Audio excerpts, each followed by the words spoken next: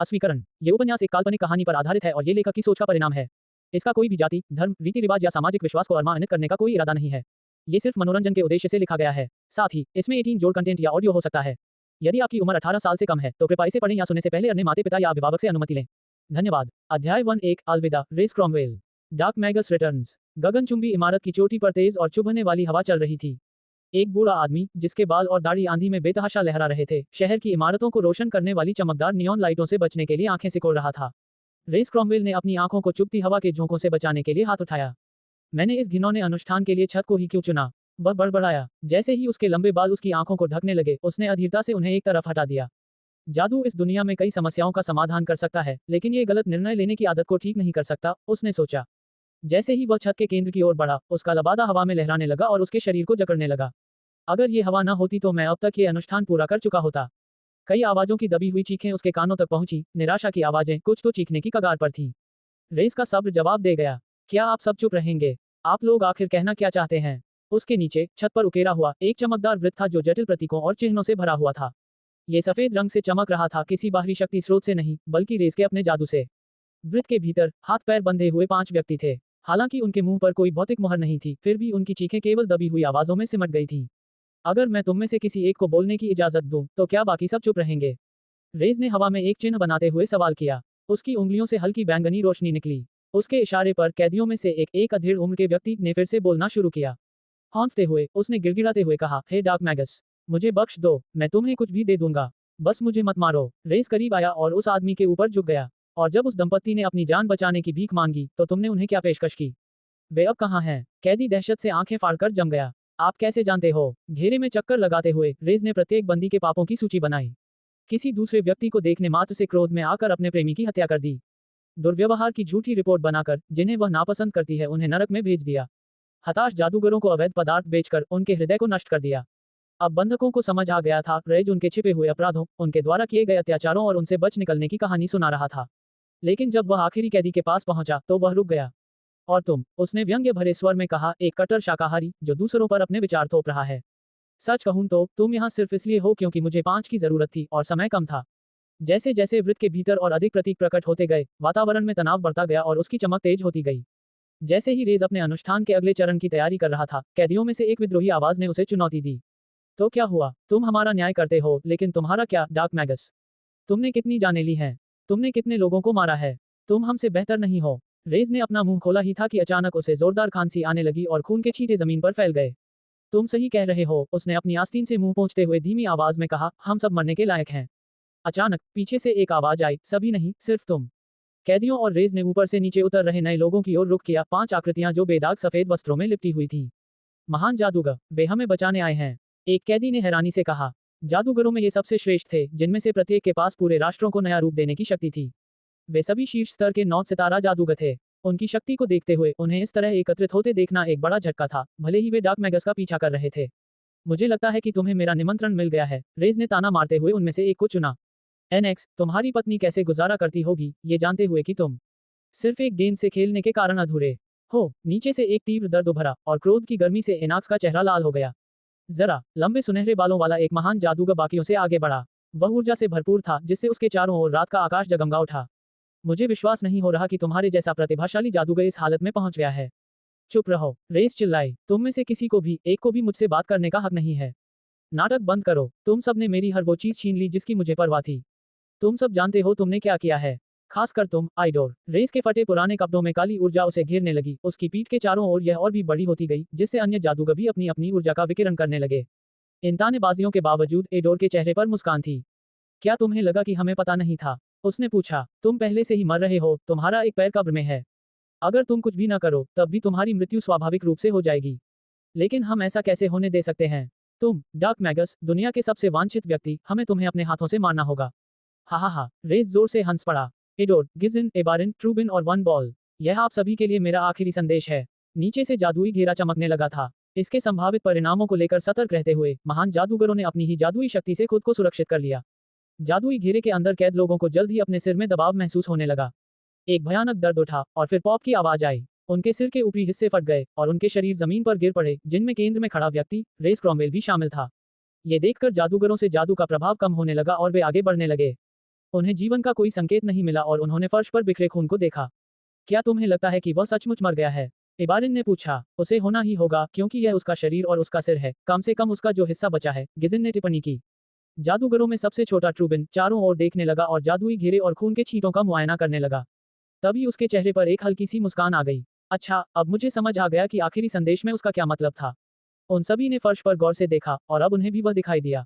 जादुई घेरे के साथ खून इस तरह फैल गया था कि एक खूनी आकृति बन गई थी।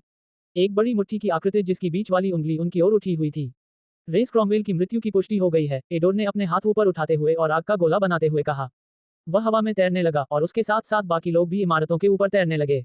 हमारे रहस्य उसके साथ ही मिट जाएंगे। आग का गोला इमारत की ओर फेंका गया और छत से टकराते ही वह फैल गया, जिससे पल भर में सब कुछ जल उठा, यहाँ तक कि छत पर पड़े सभी शव भी।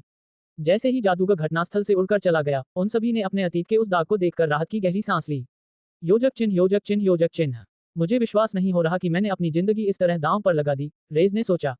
मैंने पोर्टल से मिली उस किताब पर अपनी सारी उम्मीदें टिका दी थीं। मुझे ये भी नहीं पता कि वह काम करेगी या नहीं। मैं वैसे भी मर रहा था। मैं बस उन सबको वापस पाने का एक मौका चाहता था। वो घमंडी चेहरे, मुझे बुरा कहते हैं, फिर भी वो आसानी से किसी बच्चे से मिठाई चुरा लेते हैं। मैं तो बस उनकी नजरें हटते ही उसे चाट कर वापस दे देता हूँ। असल में हम दोनों में से ज्यादा बुरा कौन है? रेस के जीवन की यादें उसकी आंखों के सामने कौंधने लगी, खासकर दर्द भरी यादें। उसके बचपन की यादें, जीवन में झेले गए नुकसान, वे यादें जिन्होंने उसे डार्क मैगस में बदल दिया। फिर उसके मन में अन्य छवियां उभरने लगी, विशाल पर्वत शिखर, भव्य मंदिर, चारों ओर हरी भरी हरियाली। एक पुरुष, एक महिला और एक युवती की छवियां जिन्हें उसने पहले कभी नहीं देखा था, वस्त्र धारण किए हुए, और लोग केवल मुखों से लड़ रहे थे। ये सब क्या है? ये मेरी यादें नहीं हैं। ये तो मेरी दुनिया से जुड़ी हुई भी नहीं लगती। रेस के दिमाग में बार बार कुछ ऐसी यादें कौंध रही थी जिन्हें देखकर उसे साफ पता चल रहा था कि वे उसकी अपनी हैं, और कुछ अपरिचित यादें भी थीं। उसके सिर में तेज दर्द हो रहा था, जिससे उसके पूरे शरीर में झंझनाहट दौड़ रही थी। तभी अचानक उसकी आंखें खुल गईं। अध्याय 2, अंधकार का जादूगर लौट आया है। Dark Magas returns. रेस के मन में यादों का सैलाब उमड़ आया, मानो भावनाओं का सैलाब उमड़ रहा हो, वो भावनाएं जिन्हें उसने इतने लंबे समय तक दबाकर रखा था। हर बार जब वह उन्हें याद करता तो वह बेचैन हो जाता था।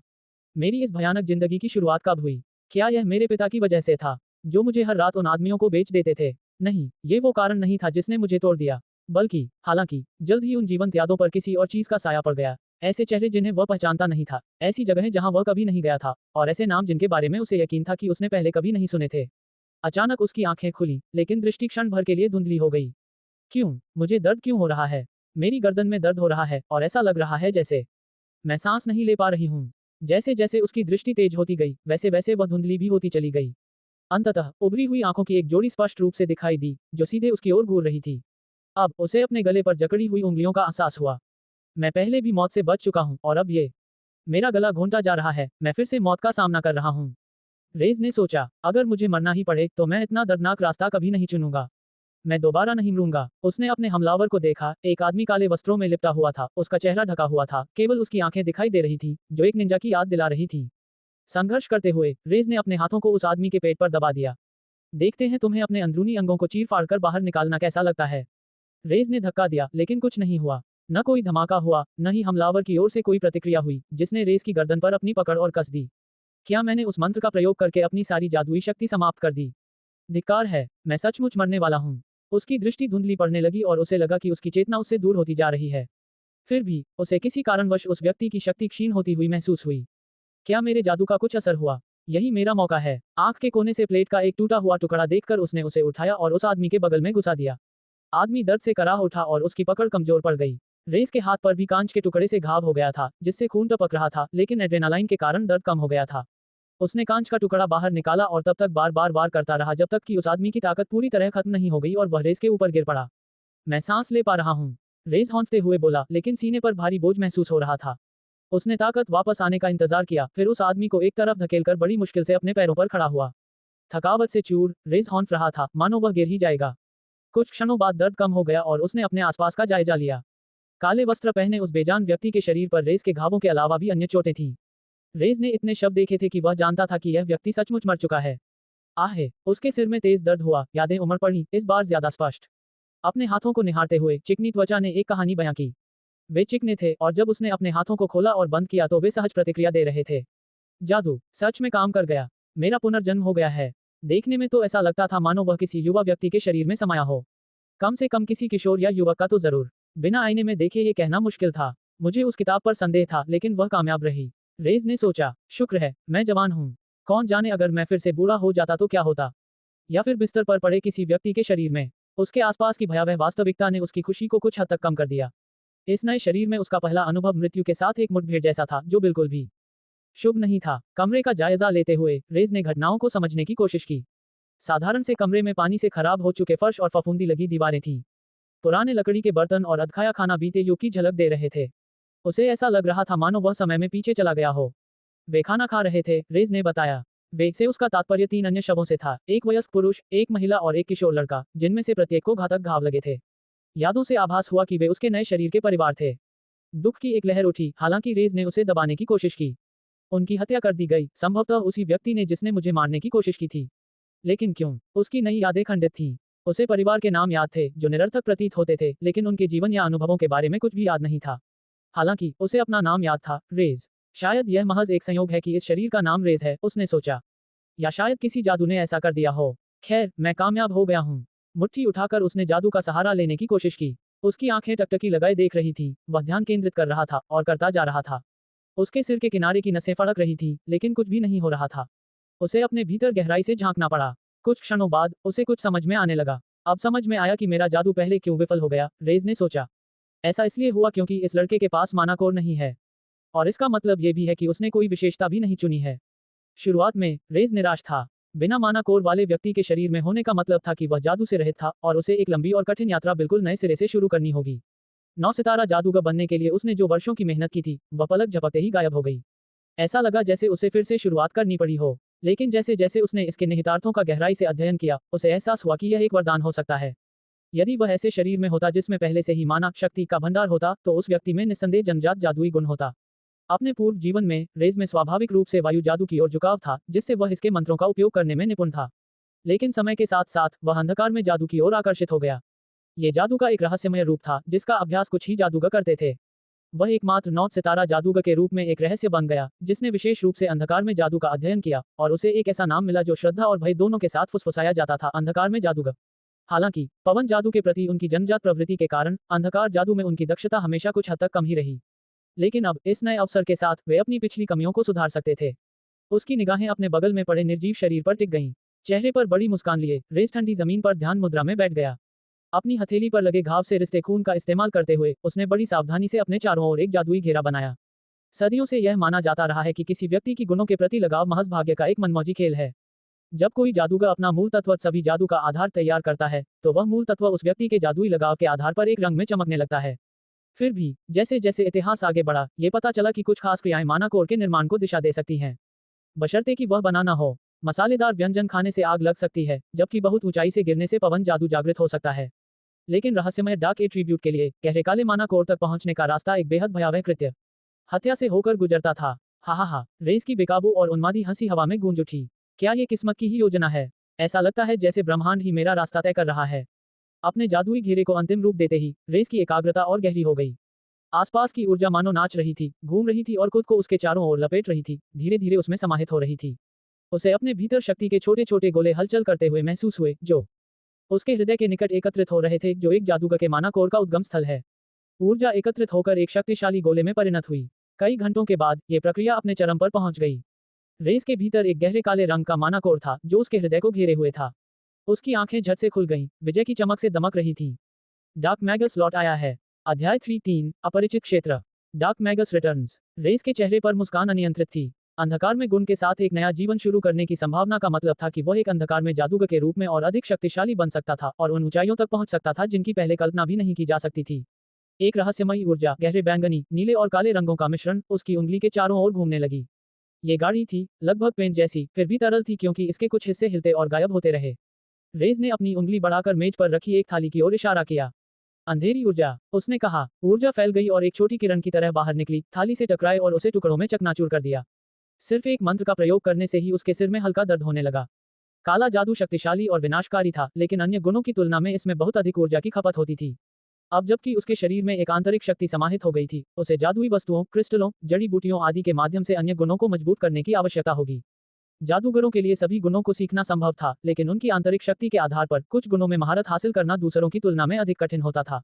उदाहरण के लिए, रेस के लिए प्रकाश गुण में अपनी शक्ति बढ़ाना चुनौतीपूर्ण होता था क्योंकि यह उसके अंधकार में मूल के विपरीत था, लेकिन यह असंभव नहीं था। रेस चीजों को सरलता से समझने के लिए उन्हें एक खेल की तरह देखता था।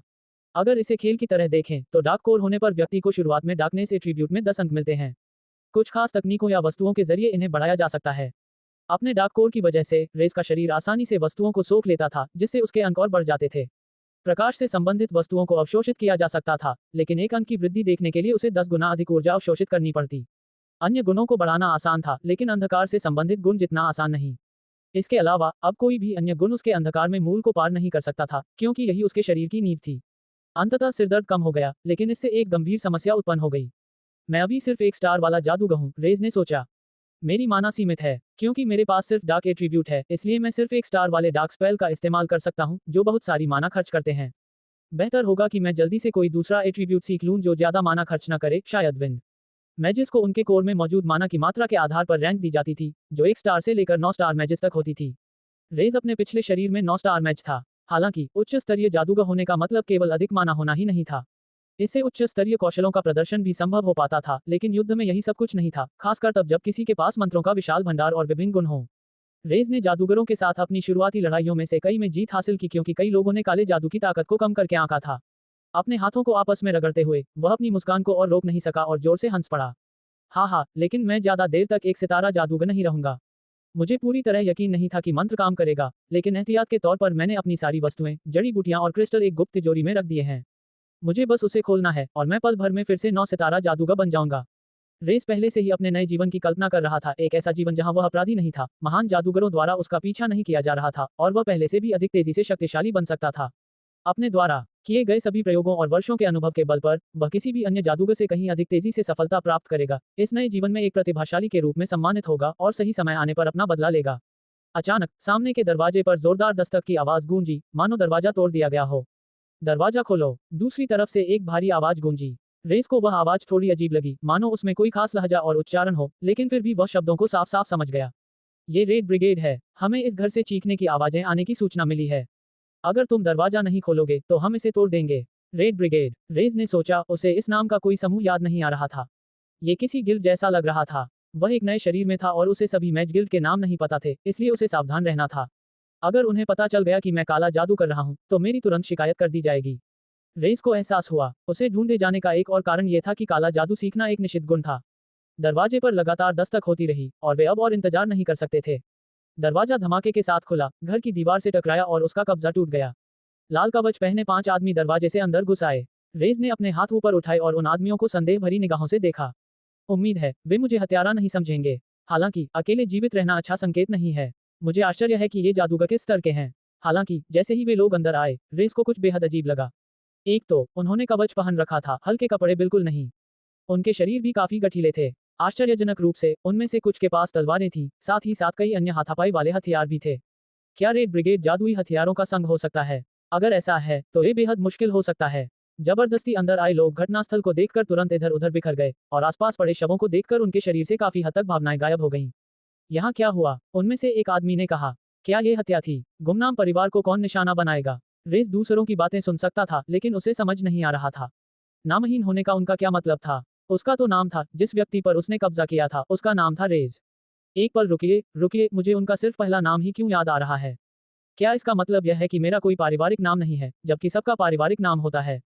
और ये लोग, ये तो निश्चित रूप से मेरे परिवार के सदस्य हैं।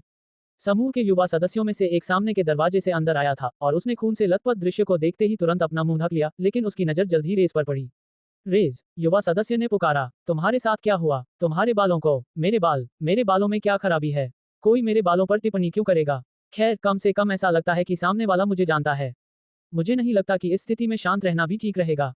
चूंकि कोई उसे जानता था, इसलिए ऐसा लग रहा था कि थोड़ी सी एक्टिंग से मामला सुलझ जाएगा, इसलिए रेस घुटनों के बल बैठ गया और फर्श की ओर देखते हुए अपने हाथ अपने सिर के ऊपर रख लिए। मेरा परिवार, वे सब मर चुके हैं, रेस ने कहा। ध्वस्त कर दो, उस आदमी ने धीमी आवाज में कहा। सोनी, रेड ब्रिगेड के सबसे उम्रदराज सदस्य, जिसकी घनी मूंछें थीं, समूह के नेता ने चिल्लाकर कहा। अभी अभी अंदर आए युवक ने अपना नाम सुनकर ऊपर देखा। लड़के को यहाँ से बाहर ले जाओ, उसकी अच्छी तरह देखभाल करो। हम देखेंगे कि यहाँ क्या मिल सकता है। फिलहाल उसे थोड़ा आराम करने दो। जी सर, सन्नी ने दौड़ते हुए कहा और रेस को उठाने के लिए आगे बढ़ा, लेकिन इससे पहले कि वह ऐसा कर पाता, रेस अपने पैरों पर खड़ा हो गया और हवा में हाथ हिलाकर दूसरे को इशारा किया कि इसकी कोई जरूरत नहीं है। कोई बात नहीं, मैं खुद चल सकता हूँ, रेस ने कहा और सन्नी के पीछे पीछे इमारत से बाहर निकल गया। बाहर निकलते ही सूरज की तेज रोशनी उस पर पड़ी, जिससे कुछ पलों के लिए उसकी आंखें चौंधिया गईं, लेकिन जल्द ही उसे अपनी जगह दिखाई देने लगी। एक मिनट रुको, ये सब क्या है? जमीन पर तो बस मिट्टी है। घर बेतरतीब ढंग से एक दूसरे के बगल में बने हुए हैं। और यहाँ कोई गगनचुंबी इमारतें नहीं हैं। अरे, मुझे कोई रोशनी भी नहीं दिख रही है, और दूर दूर तक इतने सारे पहाड़ क्यों हैं? वहाँ के सभी लोग अजीबोगरीब कपड़े पहने हुए थे और कई लोग हथियार लिए घूम रहे थे। वे साधारण दिख रहे थे, उनमें कोई विशेष क्रिस्टल जड़े हुए नहीं थे, और एक और बात जो चारों ओर देखने पर ही ध्यान देने योग्य थी, वहाँ कहीं भी कोई भी व्यक्ति जादू का इस्तेमाल नहीं कर रहा था। एक मिनट रुको, क्या ये कोई दूसरी दुनिया है? अध्याय 4 रेड ब्रिगेड कबीला। Dark Magas returns. रेस की आंखों के सामने एक बिल्कुल नया संसार खुल गया, एक ऐसा दृश्य जो उसने पहले कभी नहीं देखा था। ताजी सब्जियों और फलों से लदे बाजार के स्टॉल सड़कों पर कतार में लगे थे और कस्बे के लोग अपनी कमर पर हथियार बांधे खुलेआम घूम रहे थे। कोई भी इमारत 3 मंजिलों से ऊंची नहीं थी, हर एक अपने पड़ोस की इमारतों से सटी हुई थी। दूर दूर तक एक भी वाहन नजर नहीं आ रहा था, जो उसकी उस दुनिया से बिल्कुल अलग था जहां वाहन आसमान छूते थे। इसके बजाय सड़कों पर केवल माल से लदी गाड़ियां ही दिखाई देती थीं, जिन्हें हाथों से धकेला या खींचा जाता था। लोग तकनीक पर निर्भर रहने के बजाय सिक्कों और नोटों से लेन देन करते थे। ये स्पष्ट था कि यह वह दुनिया नहीं थी जिसे रेस जानता था। सन्नी के पीछे पीछे सड़क पर चलते हुए, वह अपनी दुविधा पर विचार करते हुए अपने आसपास की हर बारीकी को ध्यान से देख रहा था। क्या सचमुच ये कोई दूसरी दुनिया है, या मुझे किसी ऐसे दूरदराज देश में पहुंचा दिया गया है जहां समाज और तकनीक अभी भी आदिम अवस्था में है? लेकिन फिर यहाँ जादू क्यों नहीं है? यह जरूर कोई दूसरी दुनिया होगी। रेस सोचने लगा, किताब में वादा किया गया था कि मैं एक नए शरीर में प्रवेश करूंगा, लेकिन ये कभी नहीं बताया गया कि कहाँ और कैसे।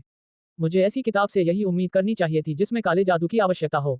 कोई भी चीज उतनी सरल नहीं होती जितनी दिखती है। अचानक रेस सड़क के बीचों बीच रुक गया, और एक गहरी अनुभूति होने पर उसका हाथ अनायास ही उसकी छाती पर जा लगा।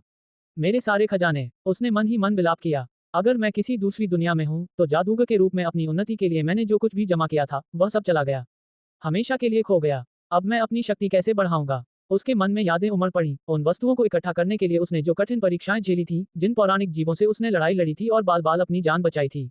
वह सारा प्रयास अब व्यर्थ हो गया। रैज की परेशानी को भांपते हुए सन्नी ने मुड़कर उसके चेहरे पर उदासी का भाव देखा तो उसकी आंखों से आंसू निकलने ही वाले थे। बेचारा लड़का, उसने अभी अभी अपना परिवार खो दिया। उसे अब सच्चाई का एहसास हो रहा होगा, सन्नी ने अनुमान लगाया। मेरा सामान, रेज ने सिसकते हुए खुद को आगे बढ़ने के लिए मजबूर किया। जैसे ही उसने अपनी मेहनत से अर्जित सब कुछ खोने की बात स्वीकार करना शुरू किया, तभी उसके मन में एक और विचार आया। रुको, महान जादूगर, वे इस दुनिया में मौजूद ही नहीं हैं। मेरे पुनर्जन्म का पूरा मकसद बदला लेना था। अगर वे यहाँ नहीं हैं, तो मेरे अस्तित्व का क्या अर्थ है? क्या पुनर्जन्म एक तरह का शॉर्टकट नहीं है? जादू की अकादमी में दाखिला लेना, 5 साल की उम्र में विलक्षण प्रतिभा के रूप में पहचाना जाना, आपको कम आंकने वाले बदमाशों को हराना और अपने संदेहियों को गलत साबित करना। उसकी सपनों की दुनिया उसकी आंखों के सामने चकनाचूर हो गई। वापस यहीं आओ, नन्हे चोर। पसीने से तरबतर चेहरे वाले एक गोल मटोल गंजे आदमी ने चिल्लाते हुए एक छोटे बच्चे का पीछा किया, जिसकी उम्र रेस के अनुमान के अनुसार लगभग 5 वर्ष थी।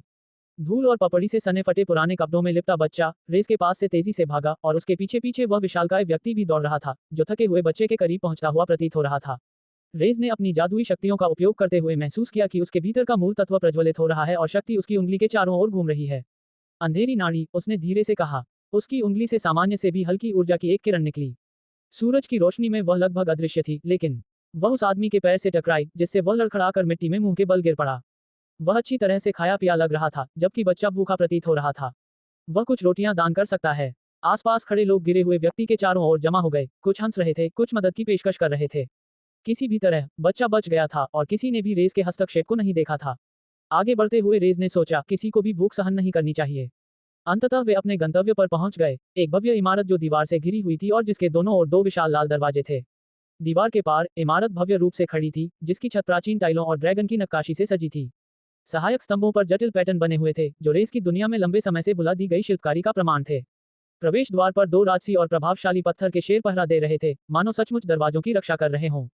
पत्थर के खंभों के बगल में सन्नी की तरह लाल वर्दी पहने 2 आदमी खड़े थे, दोनों के हाथों में भाला था और वे मूर्ति की तरह अकड़कर खड़े थे। प्रवेश द्वार के ऊपर एक बोर्ड पर रेड ब्रिगेड क्लैन लिखा था। रेस के लिए ये अक्षर, पैटर्न और रेखाएं अपरिचित थीं, फिर भी किसी तरह समझ में आ रही थीं। यह मेरी दुनिया नहीं है। और कबीला क्या होता है? यह कोई संघ या गुट नहीं है। मैं किस तरह की दुनिया में आ गया हूँ? अगर यहाँ जादू का अस्तित्व ही नहीं है, तो क्या मुझे देवता के रूप में पूजा जा सकता है? रेस ने खुद को रेड ब्रिगेड के परिसर के एक अतिथि कक्ष में पाया, जिसे भवन कहना ज्यादा उचित होगा, क्योंकि यह परिसर बहुत विशाल था, जिसमें कई संरचनाएं बिखरी हुई थीं और दोनों सिरों पर भव्य आंगन थे। एक जैसी वर्दी पहने हुए लोगों का निरंतर आना जाना इमारतों के बीच जारी था। ढलते सूरज ने संकेत दिया कि सैकड़ों निवासियों में से कई लोग पहले ही अपनी नींद में सो चुके थे। रेज एक ऐसी इमारत के कोने वाले कमरे में छिपा हुआ था जो अब तक देखी गई सबसे बड़ी इमारत से अलग थी। कमरा सादा था, जिसमें केवल एक बिस्तर, एक मेज और अंधेरे को दूर रखने के लिए एक तेल का दीपक था। यहाँ बहुत अंधेरा है। मैं अपनी दृष्टि बढ़ाने के लिए अपनी जादुई शक्ति का उपयोग कर सकता हूँ, लेकिन इससे मेरी सारी ऊर्जा नष्ट हो जाएगी। एक सितारा जादूगर की मुश्किलें फिर से सामने आ गई हैं।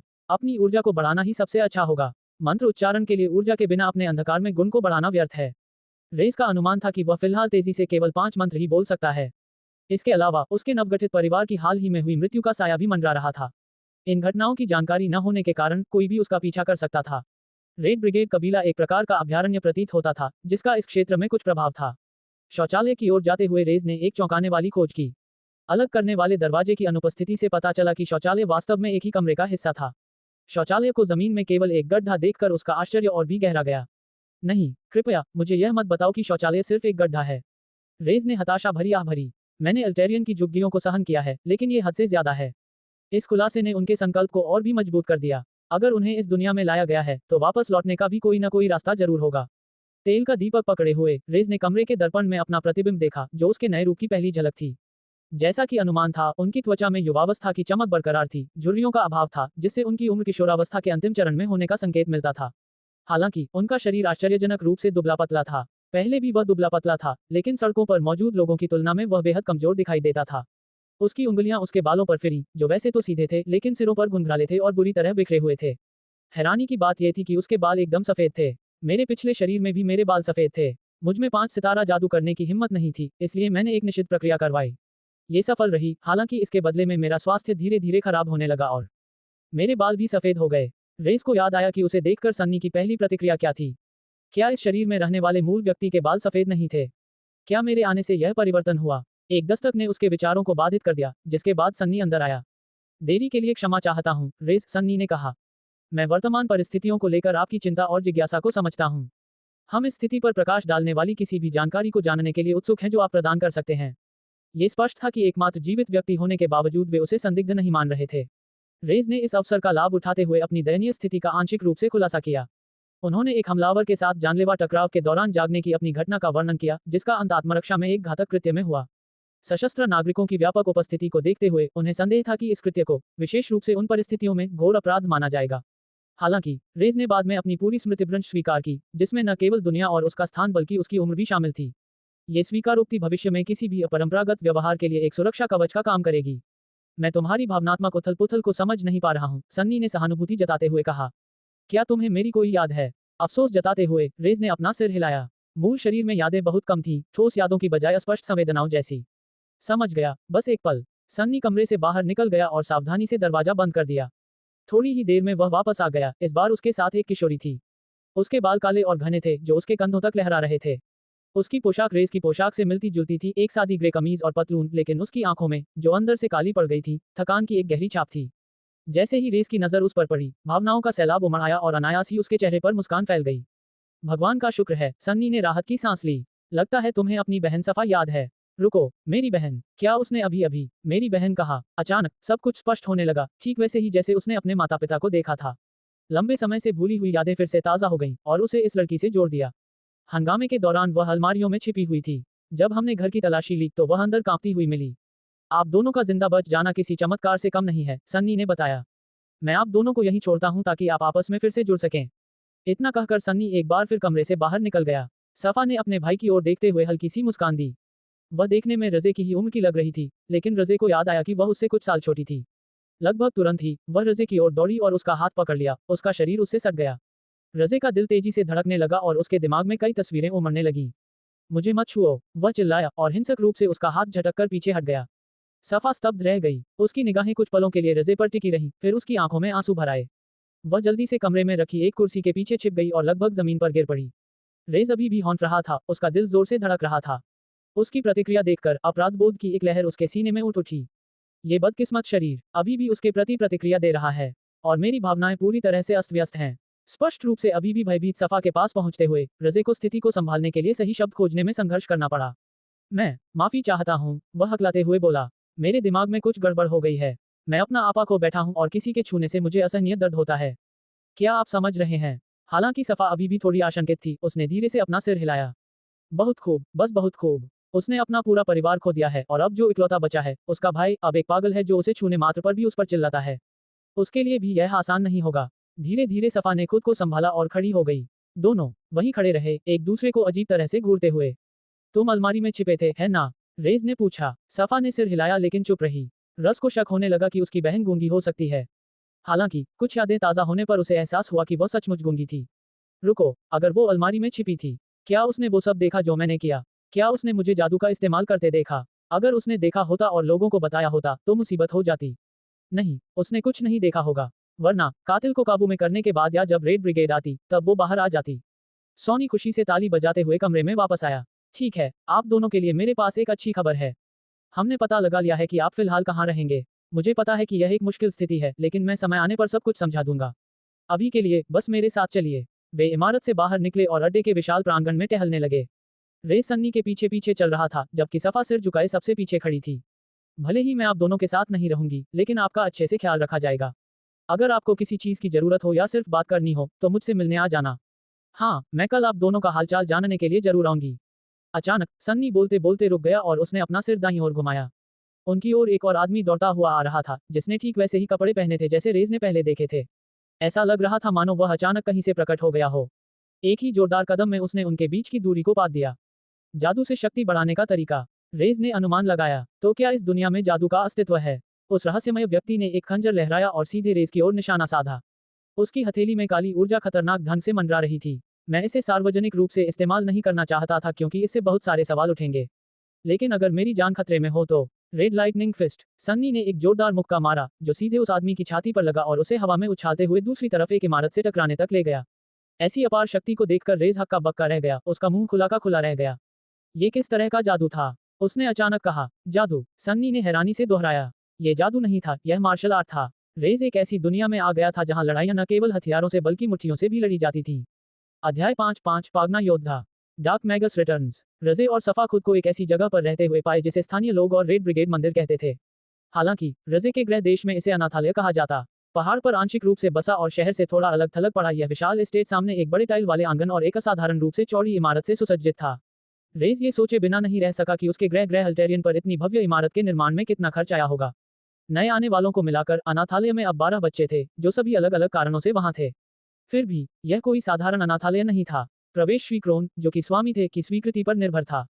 ठुड्डी से लेकर चेहरे तक फैला एक निशान इस गंजे साधु जैसे दिखने वाले व्यक्ति के चेहरे की पहचान था, जो हमेशा वस्त्रों में लिपटा रहता था। दूसरी ओर बच्चे खराब फिटिंग वाले पुराने कपड़ों से ही काम चला रहे थे, जिनकी उम्र 5 साल से लेकर राजे जैसे वयस्क किशोरों तक थी, जिसे हाल ही में पता चला था कि वह 15 साल का हो गया है। सन्नी ने कहा था कि अगर रेज 1 साल और बड़ा होता तो वह सड़कों पर होता। इस बात पर विचार करते हुए रेस को एक भूखे बच्चे की याद आई और वह सोचने लगा कि उसे मंदिर में प्रवेश क्यों दिया गया, जबकि दूसरे को नहीं। रेस को मिस्टर क्रोन के मानदंडों के बारे में कोई जानकारी नहीं थी। सन्नी ने उन्हें मिस्टर क्रोन की देखरेख में छोड़ने से पहले कुछ शर्तों का जिक्र किया था और उन्हें आश्वस्त किया था कि वे सुरक्षित हैं। सन्नी को वास्तव में ऐसा विश्वास था या वह हाल ही में हुए हमले के बाद उनमें विश्वास जगाने की कोशिश कर रहा था, ये रेस के लिए अनिश्चित था। फिर भी पिछली रात की घटनाओं ने रेस को यह एहसास दिलाया कि उसे मार्शल आर्ट की इस दुनिया को बेहतर ढंग से समझने की जरूरत है। पहली रात जगह की कमी के कारण श्री क्रोन ने उन्हें एक साझा कमरा दिया जिसमें केवल एक ही बिस्तर था। रेज ने बेपरवाही से सफा को बिस्तर पर सोने दिया और खुद जमीन पर लेट गया। हालांकि सफा ने इशारे से कहा कि बिस्तर साझा करने में कोई दिक्कत नहीं है, लेकिन रेज ने उसे तुरंत अपना नियम याद दिलाया, छूना मना है। निराश होकर उसने यह विचार छोड़ दिया। अगली सुबह मंदिर के कामों में मदद करने के लिए तैयार होकर वे मुख्य हॉल में दाखिल हुए और वहां उन्हें एक जाना पहचाना चेहरा दिखाई दिया। अरे, लगता है तुम दोनों आराम से सो गए। सन्नी ने गर्मजोशी से उनका स्वागत किया। मैंने तुमसे कहा था कि मैं कल आकर तुम दोनों का हालचाल पूछूंगा। अब जब मैं देख चुका हूं कि तुम दोनों ठीक हो, तो मैं जा सकता हूं। रुको, रेज ने बीच में टोकते हुए कहा। दरअसल मुझे आपसे कुछ बातें पूछनी हैं। जब सफा अपने कामों से परिचित होने के लिए श्री क्रोन के साथ गई, तो सन्नी और राजे बाद वाले के अध्ययन कक्ष में चले गए। एक विशाल कमरा जो अच्छी तरह से रखी गई, उच्च गुणवत्ता वाली पुस्तकों और फर्नीचर से भरा हुआ था, जो राजे के अपने घर में किसी भी चीज से बेहतर था। एक कुर्सी पर बैठते हुए सन्नी ने रेस को सोफे पर बैठने के लिए आमंत्रित किया और फिर पूछा, तो आप किस बारे में बात करना चाहते थे? इस दुनिया और हाल की घटनाओं के बारे में याददाश्त की कमी से जूझते हुए रेस स्पष्टीकरण चाहता था, खासकर मार्शल आर्ट के बारे में। उसकी दुनिया में मार्शल आर्ट केवल व्यायाम का साधन था, युद्ध कला का नहीं। किसी के इतनी जोर से मुक्का मारने की बात की दीवार टूट जाए, कल्पना की दुनिया से परे थी, वास्तविकता से नहीं। ओह, मैं समझ गया। लगता है मुझे सच में तुम्हारे साथ ऐसा व्यवहार करना चाहिए जैसे तुम कोई एलियन हो। ऐसा लगता है जैसे ये किसी दूसरी दुनिया से आया हो, लेकिन काफी हद तक वैसा ही है, रेज ने सोचा। जैसे जैसे सन्नी ने हर बात को स्पष्ट किया, रेस की जिज्ञासा और गहरी होती गई और उसे एहसास हुआ कि दुनिया सिर्फ थोड़ी अलग नहीं थी, बल्कि बहुत अलग थी। मुख्यतः सन्नी जैसे मार्शल आर्ट में निपुण लोगों को पागना योद्धा के रूप में जाना जाता था, ठीक उसी प्रकार जैसे जादूगरों को मैजिस कहा जाता था। हालांकि इस भेद के पीछे एक तर्क था। हर कोई मार्शल आर्ट का उतना अभ्यास नहीं करता था जितना रेज ने देखा था। पागना योद्धा एक विशिष्ट समुदाय थे जो सेना और साम्राज्य से अलग थे और जिनके अपने सामाजिक नियम थे। हालांकि पागना समुदाय के सदस्यों के लिए यह एक सामान्य नियम था कि वे दूसरों के मामलों में हस्तक्षेप न करें और इसके विपरीत भी सन्नी ने समझाया कि यह केवल एक बहाना था। पागना योद्धाओं को अधिक स्वतंत्रता प्राप्त थी, जैसे कि हत्या करने का अधिकार। राज्य अक्सर कुलों को उनकी सेवाओं के लिए काम पर रखते थे और उन्हें मुआवजा देते थे। अब जब आप पागना वॉरियर्स के बारे में जान चुके हैं, तो आपको ये भी जानना होगा कि वे कैसे विभाजित हैं। महाद्वीप को एक बड़ा हिस्सा माना जाता है, हालांकि इसमें जगह जगह द्वीप हैं, लेकिन ये 3 बड़े गुटों में बंटा हुआ है। आपके पास डार्क फैक्शन, लाइट फैक्शन और डेमन फैक्शन है। सन्नी ने नक्शे पर क्षेत्रीय क्षेत्रों को चिन्हित किया था और ये देखना दिलचस्प था कि विभिन्न क्षेत्रों में कई अलग अलग स्थान और राज्य स्थित थे। इनमें से प्रत्येक गुट में कई परिवार हैं, जिनमें से प्रत्येक की अपनी अनूठी मार्शल आर्ट शैली है जिसे वे अपने कबीले के वफादारों को सिखाते हैं। उदाहरण के लिए, रेड ब्रिगेड, हम एक ऐसा कबीला है जो डार्क गुट का हिस्सा है। सन्नी ने कुछ और बातें समझाते हुए कहा कि भले ही दूसरे कबीले एक ही गुट में हो, इसका मतलब यह नहीं कि वे आपस में मित्रवत हों। कबीले ज्यादातर व्यक्तिगत आधार पर काम करते हैं। किसी कबीले का गुट काफी हद तक उनकी मार्शल आर्ट ऊर्जा के स्रोत पर निर्भर करता था। यह इतना सरल नहीं था कि प्रकाश गुट के कबीले अच्छे हों या अंधकार गुट के कबीले बुरे, बल्कि यह इस बात पर निर्भर करता था कि वे अपनी तकनीकों के लिए किस प्रकार की ऊर्जा का उपयोग करते थे। अपनी शक्तियों को देखते हुए रेस को इस विशेष भाग में बेहद दिलचस्पी थी। एक जादूगर होने के नाते शोध करना उसकी विशेषज्ञता थी, लेकिन सन्नी के पास समय की कमी प्रतीत हो रही थी। आज मैं आपको जो कुछ भी बता रहा हूँ, उसमें शायद ये सबसे महत्वपूर्ण है। योद्धाओं के रूप में हम अपनी शक्तियों को विकसित करते हैं और अपनी तकनीकों को परिपूर्ण बनाते हैं, और हमारे बीच ऐसे गुरु भी हैं जो इतने शक्तिशाली हैं कि वे एक मुट्ठी से पूरे शहर को नष्ट कर सकते हैं। सोनी ने जिस शक्ति का वर्णन किया, वह 9 सितारा जादूगर की शक्ति के समान प्रतीत होती थी। एक पागना योद्धा के चरणों को 3 भागों में विभाजित किया जा सकता है। प्रारंभिक चरण, जहां योद्धाओं को स्तर 1 से 6 तक रैंक किया जाता है। मध्य चरण, जहां योद्धाओं को 7 से 9 तक रैंक किया जाता है, और फिर देवता चरण, रैंक 10 से 12 तक। अगर तुम कभी पागना योद्धा बनोगे तो तुम्हें सचमुच पता चलेगा कि इनमें से प्रत्येक चरण कितना भयावह हो सकता है और इन चरणों में दिए जाने वाले पदनाम क्या होते हैं, क्योंकि विभिन्न पदों के बीच शक्ति का अंतर बहुत अधिक हो सकता है। हालांकि तुम्हारे लिए केवल इन 3 चरणों को समझना ही काफी है। अगर तुम कभी किसी को देवता चरण शब्द का प्रयोग करते हुए सुनो तो उन्हें कभी क्रोधित मत करना। अगर तुम ऐसा करोगे तो कोई भी तुम्हें बचा नहीं पाएगा। आखिरी हिस्से के बारे में बात करते समय सन्नी की आवाज का लहजा और उसका पूरा व्यवहार बदल गया। ये जानना दिलचस्प था कि मौजूदा रेज एक पागना योद्धा नहीं था। एक अनाम, यानी बिना पारिवारिक नाम वाला व्यक्ति किसी कबीले से संबंधित नहीं होता था, न ही राज्यों और साम्राज्यों के किसी उच्च अधिकारी से। वह केवल इस बात की कल्पना कर सकता था कि अगर वह एक शक्तिशाली पागना योद्धा के शरीर में स्थानांतरित हो जाता तो उसके पास कितनी ताकत होती। तो आप किस चरण में हैं? रेज ने पूछा। सन्नी ने मुस्कुराते हुए अपनी छाती थपथपाई। सन्नी ने कहा, मैं शुरुआती चरण में हूँ, एक रैंक 2 पागना योद्धा हूँ। रेस काफी प्रभावित हुआ। अगर एक द्वितीय श्रेणी का योद्धा ऐसा कर सकता है, तो वह कल्पना मात्र ही कर सकता था कि एक उच्च कोटि का योद्धा क्या कर सकता है। इस बारे में सोचते ही उसके दिमाग में कुछ बात कौंध गई। रुको, हम पर हमला करने वाले भी क्या पागना योद्धा थे? सन्नी ने सिर हिलाया। तो फिर, अगर ऐसा है, तो पागना योद्धा हमारे जैसे गुमनाम परिवार को क्यों निशाना बनाएंगे? और यहाँ तक कि उन्होंने कल रात फिर से हमें निशाना क्यों बनाया? अध्याय 6 पागना अकादमी। Dark Magas returns. रेस को जो जानकारी थी उसके अनुसार पागना के सदस्य आमतौर पर मानवीय मामलों में दखल नहीं देते थे। केवल उच्च पदस्थ अधिकारी या विशेष रूप से नाराज लोग ही हस्तक्षेप करते थे। इसलिए हालिया हमले ने रेस को अचंभित कर दिया। सच कहूं तो मुझे नहीं पता, सन्नी ने गहरी सांस लेते हुए जवाब दिया। अभी बहुत कुछ ऐसा हो रहा है जिसे हम समझ नहीं पा रहे हैं। हालांकि इस इलाके पर रेड ब्रिगेड का नियंत्रण है, फिर भी हर चीज पर नजर रखना मुश्किल है। देखो, मुझे पता है कि तुम जवाब चाहते हो, लेकिन बदला लेने के बारे में सोचना भी मत। तुम्हारे जैसे साधारण व्यक्ति का रैंक एक पागना योद्धा के सामने कोई चांस नहीं है। याद रखो, तुम्हें अपनी बहन का ख्याल रखना है। बदला, रेज ने सोचा। जिस परिवार से मेरा कोई संबंध या यादें नहीं है, उसकी मुझे परवाह क्यों होगी? मैं सिर्फ ग्रैंड मैगस से बदला लेना चाहता हूँ। सन्नी पहले ही दरवाजे से आधा बाहर निकल चुका था। जाहिर तौर पर उसके पास समय की कमी थी, इसलिए रेज ने उससे और सवाल नहीं पूछे। वह अगली मुलाकात में पूछ सकता था या खुद ही जानकारी जुटा सकता था। श्री क्रोन के पास लौटकर रेस को मंदिर के अन्य निवासियों से मिलवाया गया। उनमें से 4 उसकी उम्र के थे, 3 लड़के और 1 लड़की। रेस की नजर सबसे पहले सांवले रंग के, घुंघराले बालों वाले और बेहद प्यारी मुस्कान वाले सिम्योन नाम के लड़के पर पड़ी। ऐसा लग रहा था मानो उसे नए साथी पाकर सचमुच खुशी हुई हो।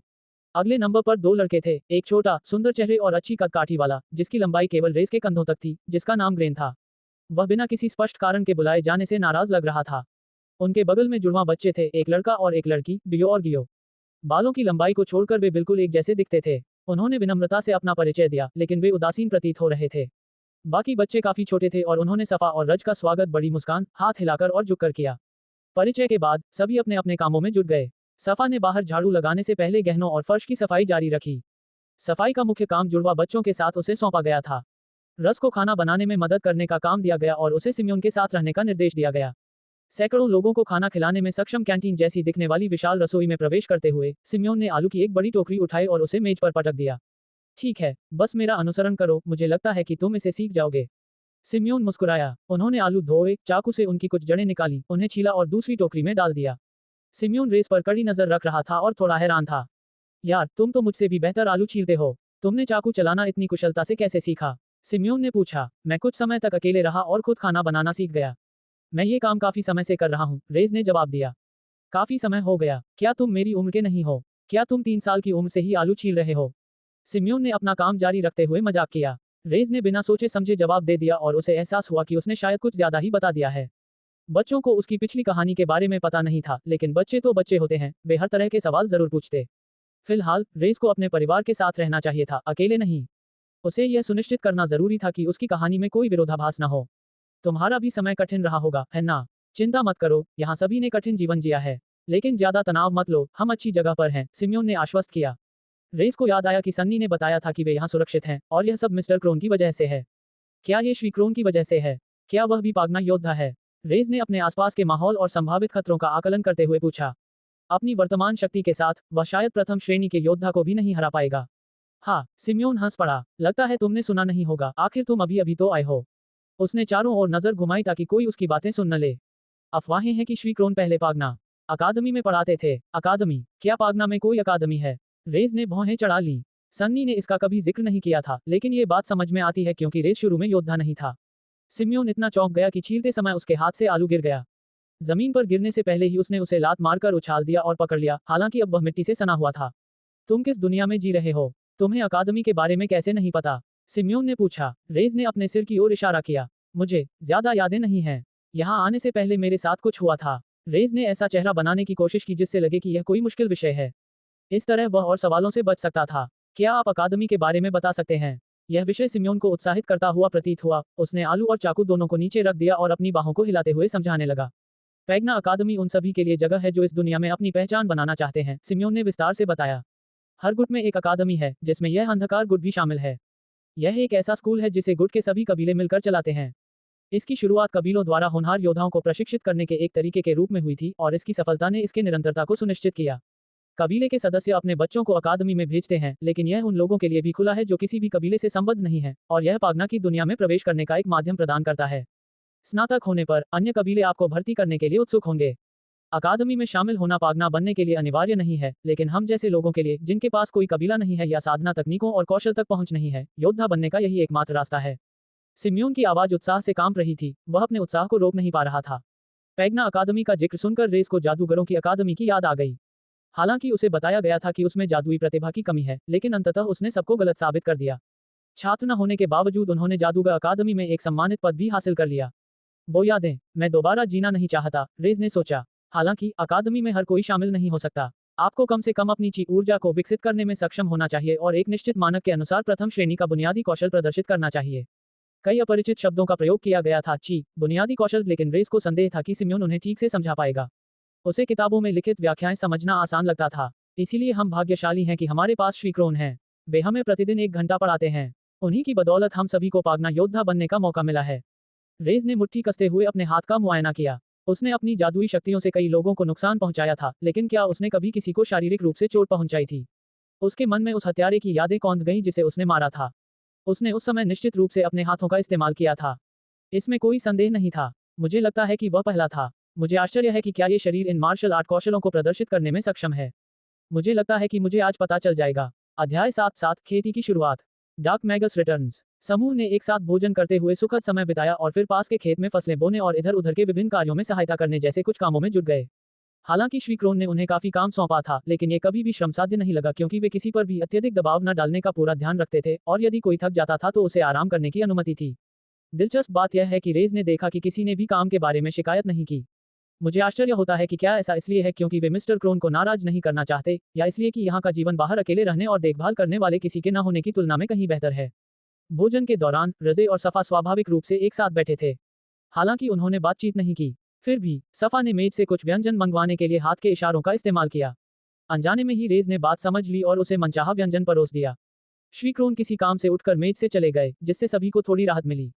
आहा, तो वो गूंगी है, ग्रेन ने उंगलियां चटकाते हुए कहा। मैं सोच रहा था कि वो इतनी शांत क्यों है। मुझे लगा उसे कुछ मानसिक समस्या है, लेकिन वो तो बस गूंगी है। पत्नी के लिए ये तो बढ़िया है, क्योंकि वो पलटकर जवाब नहीं दे सकती। अरे यार, ये ठीक नहीं है, सिम्योन ने बीच में टोकते हुए रेस की तरफ एक नजर डाली ताकि उसके रिश्तेदार के बारे में की गई टिप्पणी पर उसकी प्रतिक्रिया जान सके। हम सब यहीं रहते हैं, इसलिए हम एक परिवार की तरह हैं। क्या तुम अपने परिवार के बारे में ऐसा कहोगे? हम परिवार नहीं हैं, ग्रेन ने तुरंत जवाब दिया, मानो उसे यह सुझाव बुरा लगा हो। तुम्हारी त्वचा सांवली है, मेरी त्वचा गोरी है। यहाँ तक कि विकलांग लड़की भी बता सकती है कि हम परिवार नहीं हैं। रेस खाना खाता रहा, उसे बेचैनी की एक लहर महसूस हो रही थी, लेकिन ये बेचैनी अजीब सी थी, मानो यह उसकी अपनी भावना नहीं बल्कि उसके भीतर कुछ और हलचल मचा रही हो। उसने सिम्योन की मुट्ठी बंधी देखी, जो आश्चर्य की बात नहीं थी क्योंकि ग्रेन अपने अप्रिय व्यवहार के लिए जाना जाता था और आमतौर पर श्री क्रोन की अनुपस्थिति में ऐसी टिप्पणियां करता था। मिस्टर क्रोन के वापस आने पर कमरे में सन्नाटा छा गया। खाना खाने के बाद पचाने के लिए थोड़ा आराम करें, फिर प्रशिक्षण के लिए आंगन में मुझसे मिलें, श्री क्रोन ने निर्देश दिया। इस घोषणा को सुनकर सभी बच्चे, यहाँ तक कि सबसे छोटे बच्चे भी, खुशी से झूम उठे, कुछ ने तो उत्साह में अपने हाथ भी उठा लिए। मुझे लगता है कि छोटे बच्चे भी मार्शल आर्ट सीखने के लिए उत्साहित हैं। यह मुझे बचपन में अपने उत्साह की याद दिलाता है। बचपन की सुखद यादों के बजाय 5 साल के रेस की एक छवि उसके दिमाग में कौंध गई, जो चोटों से भरा और कमजोर था और जिसके बाल उसकी आंखों को ढके हुए थे। लक्ष्य पर ध्यान केंद्रित रखो, उसने खुद को याद दिलाया। थोड़े आराम के बाद सभी लोग मुख्य भवन के सामने स्थित विशाल आंगन में एकत्रित हो गए, जो इतना बड़ा था कि उसमें अपना एक ट्रैक और बाधा दौड़ का मैदान बनाया जा सकता था। चूंकि आज हमारे साथ कुछ नए लोग हैं, इसलिए शुरू करने से पहले मुझे कुछ कहना है, श्री क्रोन ने अपने हाथों को पीठ के पीछे बांधते हुए घोषणा की, जिससे रेस को उन सैन्य जादूगरों की याद आ गई जिनसे वह पहले मिल चुका था। बाहरी दुनिया खतरनाक है, खासकर आप सभी के लिए। हालांकि आप में से कई लोग पागना से बचना चाहते हैं, फिर भी हमेशा ये खतरा बना रहता है कि वे आम जनता में घुसपैठ कर लेंगे।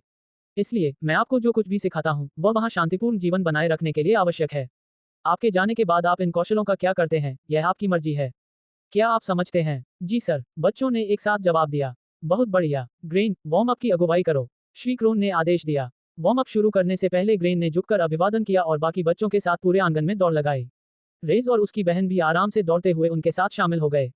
वे एक वर्गाकार पैटर्न में गोल गोल दौड़ते रहे, जब तक कि रेस को अपने पैर घिसने, होंठ सूखने और परिश्रम से सीने में जकड़न महसूस नहीं होने लगी। यह क्या हो रहा है? रेज ने आश्चर्य व्यक्त किया जब एक 8 वर्षीय बच्चा उसके पास से दौड़ता हुआ निकला, जिसने पहले ही उसके चारों ओर एक पूरा चक्कर लगा लिया था। रेस की बहन समेत सभी लोग उसे पछाड़कर आगे निकल गए। मुझे पता है कि मेरा पुराना शरीर एथलेटिक नहीं था, लेकिन अब मैं एक किशोर के शरीर में हूँ। क्या मुझे कुछ हद तक सक्षम नहीं होना चाहिए? मैं सबसे पीछे क्यों रह गया हूँ? ये शरीर इतना कमजोर क्यों है? उसके मन में एक चिंताजनक विचार आया। क्या यह अतीत में किए गए किसी जादू का असर था? 9 सितारा जादू का सामना करने के लिए अपने शरीर को मजबूत बनाने के लिए उसने कुछ निश्चित क्रियाएं की थी, जिससे उसके बाल सफेद हो गए थे। वर्तमान शरीर के बाल भी सफेद थे। क्या इसका मतलब यह था कि जादू का असर इस शरीर पर भी पड़ गया था? उस क्षण रेज रुक गया, उसने अपने हाथों को अपने घुटनों पर टिकाया और गहरी सांस ली। छोड़ो, सब साफ है, ये शरीर मार्शल आर्ट के लिए उपयुक्त नहीं है। रेज ने सोचा, लेकिन कोई बात नहीं, जब तक मैं जादू कर सकता हूँ, सब ठीक रहेगा। श्री क्रोन नए आए लोगों के रूप में रेज और उसकी बहन को देख रहे थे। ठीक है, ग्रेन, अगले चरणों पर आगे बढ़ो। रेज, सफा, मेरे पास आओ। ग्रेन ने बच्चों द्वारा किए जाने वाले बुनियादी वार्म अप को जारी रखा। इसके बाद वे पुशअप्स, सिटअप्स और स्क्वैट्स जैसे बॉडी वेट एक्सरसाइज करने लगे। उनकी कड़ी मेहनत देखकर रेस को राहत मिली कि वह उस काम का हिस्सा नहीं बनने वाला था। श्री क्रोन ने कहा, आखिरकार आप दोनों भी उनके जैसा ही कर पाएंगे। लेकिन चूंकि यह आपका पहला दिन है, इसलिए आप खुद को इतना थका मत दीजिए कि आप दोबारा व्यायाम न कर पाएं। आप दोनों बैठ जाए, अपनी पीठ मेरी तरफ करके। दोनों ने निर्देशानुसार काम किया और बैठ गए। कुछ देर बाद उन्हें महसूस हुआ कि श्री क्रोन ने उनके पीठ पर हाथ रखा है। आप दोनों ने इससे पहले कभी मार्शल आर्ट का अभ्यास नहीं किया है। मैं आप दोनों को जो सिखाने जा रहा हूँ, वह आपके मार्शल आर्ट की नींव होगी। इसे हम ची कहते हैं। ची आपके शरीर के भीतर की आंतरिक ऊर्जा है। यह आपके दांतियान से आती है, जो आपके पेट के चारों ओर केंद्रित एक अदृश्य शक्ति है। जब हम अपने कौशल का उपयोग करते हैं, चाहे वह हमारे द्वारा उठाए गए कदम हो या हमारे द्वारा सांस ली जाने वाली हवा, हम हमेशा ची की इस शक्ति का उपयोग कर रहे होते हैं। इसीलिए दांतियान को मजबूत करना महत्वपूर्ण है। इसे थाली की तरह समझें, जबकि ची भोजन है। मैं आप दोनों को सबसे पहले ये सिखाने जा रहा हूँ कि अपनी ची को कैसे महसूस करें। दुनिया से मिलने वाली ऊर्जा, आपके आसपास के पौधों और ऐसी ही चीजों में मौजूद ऊर्जा से अपने दांतियान को भरें। ये दोनों चीजें एक दूसरे के पूरक हैं और जैसे जैसे आप इन दोनों में सुधार करेंगे, एक योद्धा के रूप में आपका दर्जा बढ़ेगा, लेकिन भविष्य में ये सब आप पर निर्भर करता है। शिक्षक की बातें वाकई आश्चर्यजनक थी क्योंकि रेस को लगता था कि यह चीख काफी हद तक माना माना के समान है। अंतर यह था कि माना माना संसार से प्राप्त ऊर्जा थी और किसी व्यक्ति का कौशल स्तर इस बात से निर्धारित होता था कि वह कितनी माना माना को नियंत्रित कर सकता है। यह इस बात पर निर्भर करता था कि किसी व्यक्ति के हृदय के चारों ओर मौजूद जादुई शक्ति कितनी मजबूत है।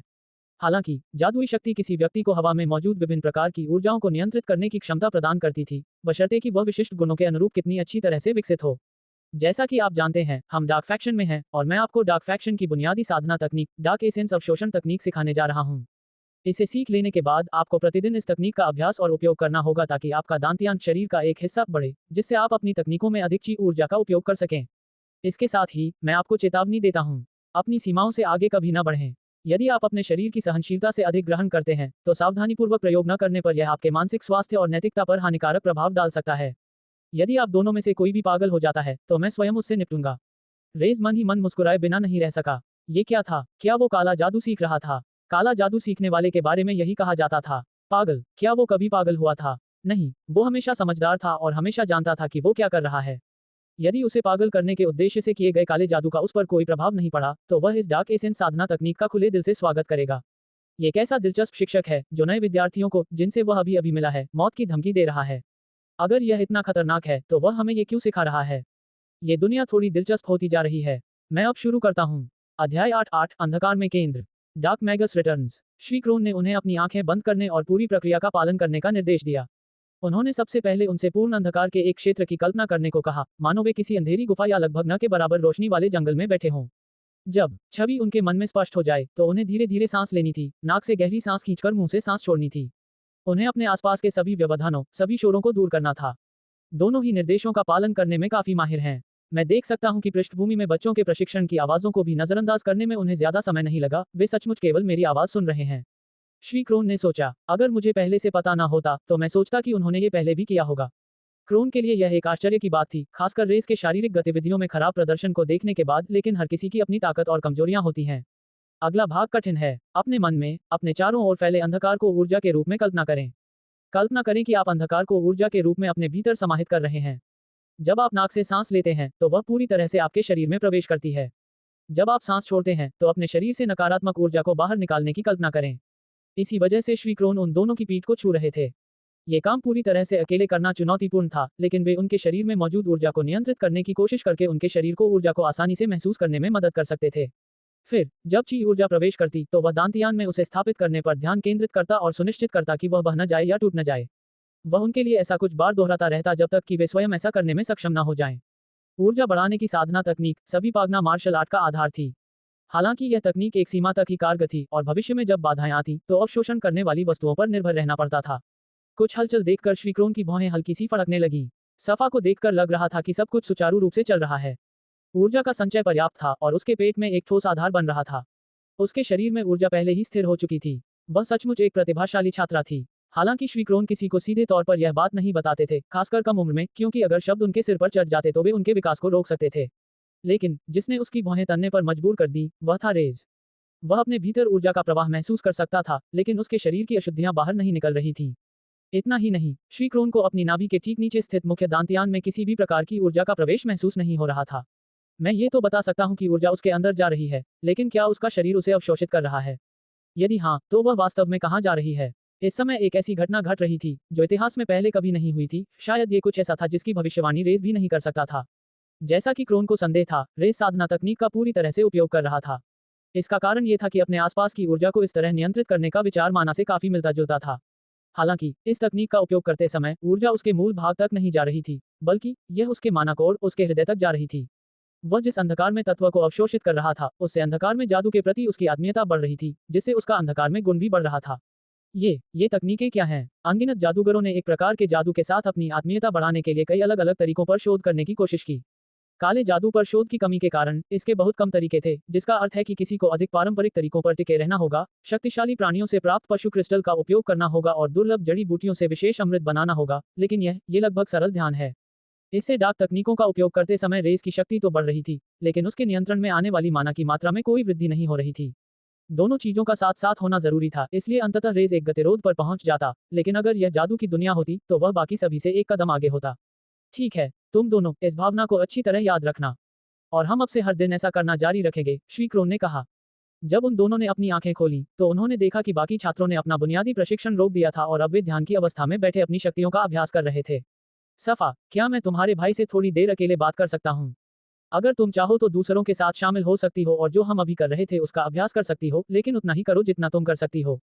श्री क्रोन ने कहा। आमतौर पर वह पहली बार साधना कर रहे किसी छात्र के लिए ऐसा नहीं करता, लेकिन सफा ने पूरी तरह से खुद पर नियंत्रण रखा। श्री क्रोन ने कहा, मैं आपसे अकेले में बात करना चाहता था। मैं साफ साफ कह देता हूँ, मुझे नहीं लगता कि डार्क एसेंस साधना तकनीक आपके लिए उपयुक्त है। मेरे लिए नहीं, उसका क्या मतलब है? ये तो मेरे लिए एकदम सही है। मैं प्रतिदिन ध्यान करके अपनी नकारात्मक ऊर्जा को और मजबूत बना सकता हूँ। मैं नहीं चाहता कि तुम हिम्मत हार जाओ, शिक्षक ने गंभीर लेकिन दयालु आंखों से कहा। इसका मतलब यह नहीं है कि तुम मार्शल आर्ट का अभ्यास नहीं कर सकते, लेकिन शायद मैं तुम्हारी मदद नहीं कर पाऊंगा। मुझे लगता है कि आपके शरीर में पहले से ही काफी मात्रा में प्रकाश ऊर्जा मौजूद है। क्या? रेस बेहद हैरान था, लेकिन उसने शिक्षक को अपना सिद्धांत बताने की अनुमति दी। मैं निश्चित रूप से नहीं कह सकता क्योंकि मैं पागना चिकित्सक नहीं हूँ, लेकिन कभी कभी हमें ऐसे व्यक्ति मिलते हैं जिनके शरीर में स्वाभाविक रूप से कुछ मात्रा में अंधकार ऊर्जा या प्रकाश ऊर्जा होती है। जन्म से ही ऐसे होने के कारण उनका शरीर आमतौर पर बहुत बीमार और कमजोर होता है। जन्म से ही जमाव के कारण उनमें बहुत सारी अशुद्धियां होती हैं। साधना के माध्यम से हम अपने शरीर से इन अशुद्धियों को दूर करते हैं। जब आप अभी साधना कर रहे थे तब ऊर्जा अवशोषित हो रही थी, लेकिन आपके शरीर से कोई अशुद्धियां बाहर नहीं निकल रही थी। तो मेरा अनुमान है कि ऊर्जा आपके शरीर द्वारा नष्ट हो रही थी, जिसमें पहले से ही बहुत अधिक प्रकाश ऊर्जा मौजूद है। जबकि एक सामान्य शरीर एक तरह से खाली पात्र होता है। अब रेस को शिक्षक के सिद्धांत का आधार समझ में आ गया था, लेकिन ऊर्जा नष्ट नहीं हो रही थी, बल्कि इसके बजाय उसके माना कोर में जुड़ रही थी। मेरा सुझाव है कि आप एक अलग साधना तकनीक सीखें। कुछ ऐसी तकनीकें हैं जो अंधकार और प्रकाश की ऊर्जा से कहीं अधिक ऊर्जा ग्रहण करती हैं। हालांकि मैंने अभी जो तकनीक दिखाई है, उसके अलावा मुझे किसी अन्य साधना तकनीक के बारे में जानकारी नहीं है। हो सकता है अगर आप अकादमी में शामिल हो जाएं या कहीं और यात्रा करें, तो आप कोई और साधना तकनीक सीख सकें। लेकिन अगर आप डार्क फैक्शन में रहने की योजना बना रहे हैं, तो मुझे आपको चेतावनी देनी होगी। डार्क क्लैन द्वारा सिखाई जाने वाली युद्ध तकनीकों में ची के साथ साथ डार्क ऊर्जा का भी उपयोग किया जाता है। हालांकि आप किसी अन्य ऊर्जा का उपयोग कर सकते हैं, लेकिन इसका मतलब ये हो सकता है कि आपको उस तकनीक से सर्वोत्तम परिणाम न मिले। अंधेरी ऊर्जा अधिक विनाशकारी होती है और व्यापक रूप से फैलती है, इसलिए सिखाई जाने वाली तकनीकें उस ऊर्जा के अनुकूल होती हैं। प्रकाश ऊर्जा अधिक सीधी और सरल होती है। विभिन्न प्रकार की ऊर्जा का उपयोग करके विभिन्न प्रकार की युद्ध तकनीकें अपनाई जा सकती हैं, लेकिन परिणाम सर्वोत्तम नहीं हो सकते। मैं आपको युद्ध तकनीकें सिखाता रहूंगा, लेकिन मुझे केवल डार्क फैक्शन से संबंधित तकनीकें ही आती हैं, इसलिए भविष्य में यदि आप किसी अन्य ऊर्जा का विकास करते हैं, तो वह आपके लिए सर्वोत्तम नहीं हो सकती। सारी जानकारी सुनकर रजे ने सिर झुकाकर धन्यवाद दिया। वह सचमुच शिक्षक का आभारी था। हालांकि यह खबर कई लोगों के लिए निराशाजनक हो सकती थी, लेकिन रजे को जो कुछ पता चला था उससे वह अत्यंत प्रसन्न था। लेकिन इससे मुझे एक सवाल मन में आता है, अगर मैं कोई अलग साधना तकनीक सीख लूं, तो क्या मैं अपने दांतियान में ची को नियंत्रित कर पाऊंगी? क्योंकि ऊर्जा मेरे जादुई कोर द्वारा अवशोषित नहीं होगी। क्या तब मैं मार्शल आर्ट कर पाऊंगा और जादू दिखा पाऊंगा? अध्याय 9 एक मुके की ताकत। Dark Magas returns. हालांकि रेस के पास ची ऊर्जा का कोई आधार नहीं था, फिर भी उसे कक्षा प्रशिक्षण के अगले भाग में आमंत्रित किया गया। छात्र आंगन में एक दूसरे से कुछ मीटर की दूरी पर कतार में खड़े थे। शरीर के लिए एक मजबूत आधार महत्वपूर्ण है और आपको अपने शरीर को ची ऊर्जा से मजबूत करके, मांसपेशियों को तोड़कर उन्हें मरम्मत करने और एक मजबूत शरीर बनाने में मदद करके, साथ ही शारीरिक गतिविधियों के मिश्रण से इसे मजबूत बनाना चाहिए। क्या कोई जानता है कि अगला महत्वपूर्ण कदम क्या है? क्रोन ने पूछा। सिम्योन और कुछ अन्य लोगों ने अपने हाथ उठाए थे और क्रोन ने उनकी ओर सिर हिलाया। लड़ाई की तकनीक। सिम्योन ने हवा में मुक्का मारा। उसकी आवाज काफी जोरदार थी और मुक्के के प्रभाव से उसकी बांह के चारों ओर हवा का प्रवाह महसूस हुआ। अपने प्रतिद्वंदी से लड़ते समय विविधता बनाए रखने के लिए आपके पास मौजूद तकनीकों की संख्या महत्वपूर्ण है, लेकिन मैं कुछ ऐसा ढूंढ रहा हूं जो इसे और भी बेहतर बना सके। इसके बाद ग्रेन ने अपना हाथ सीधा ऊपर उठाया और इस बार क्रोन ने उसे चुना। फुटवर्क बहुत जरूरी है, महोदय। फुटवर्क के बिना अपनी तकनीकों में उचित शक्ति नहीं लगाई जा सकती। इतना ही नहीं, किसी भी लड़ाई का मूल सिद्धांत है बिना चोट खाए वार करना। जवाब से प्रसन्न होकर क्रोन के चेहरे पर मुस्कान आ गई। बिल्कुल सही, इसीलिए मैं आप सभी को बुनियादी 2 चरणीय बदलाव सिखा रहा हूं। ये पैरों की चाल की सबसे सरल तकनीक है, लेकिन इसे किसी भी तकनीक में जोड़कर उसे और अधिक शक्तिशाली बनाया जा सकता है। सबको देखते हुए रेस को धीरे धीरे बात समझ में आने लगी थी। ग्रेन उन छात्रों में से एक था जिनका व्यवहार थोड़ा दोहरा था। शिक्षक के सामने तो वह एकदम आदर्श छात्र होता था, लेकिन पीठ पीछे वह बाकी सभी को अपने से नीचा समझता था। मुझे प्रदर्शन करने दीजिए। क्रोन ने अपनी नाक से गहरी सांस ली और फिर अपने भीतर की ऊर्जा को प्रवाहित करते हुए हवा में एक जोरदार मुक्का मारा। उनकी आंखों के सामने एक जोरदार धमाका हुआ। हालांकि मुक्का सिर्फ हवा में लगा था, लेकिन रेस के दिल की धड़कन तेज होने लगी थी। बस यही है, उस हमले में वही ताकत है जो सन्नी के पास थी, सिर्फ मुट्ठी से चट्टानों को चूर चूर करने की ताकत। अब मैं चाहता हूं कि आप ध्यान से देखें क्योंकि मैं 2 चरणीय शिफ्ट जोड़ता हूं, क्रोन ने कहा। वह फिर से उसी लड़ने की मुद्रा में आ गया, लेकिन इस बार उसके पैर और अधिक फैले हुए थे।